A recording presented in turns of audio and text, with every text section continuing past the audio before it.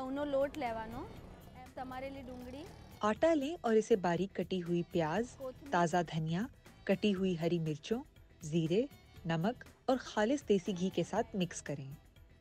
हसबे ज़रूरत थोड़ा सा पानी शामिल करें और आटा गूंद लें। जब आटा तैयार हो जाए तो पेड़ा बना लें। कोकी के लिए पेड़ा आम पराठे या रोटी से दुगना होता है। अब इसे इतना बेल लें कि ये रोटी जैसा दिखाई देने लगे। शुरू में रोटी को थोड़ा सा मोटा रखें और फिर फ्राइंग पैन में इसे थोड़ा पकाएं। दोनों साइड्स पर पकाने के बाद इसे दोबारा बेल लें और बड़े साइज का पराठा बना लें। पराठे को तवे पर सेंक लें। जब पराठा पककर तैयार हो जाए तो ऊपर से देसी घी लगाएं और दही के साथ पेश करें।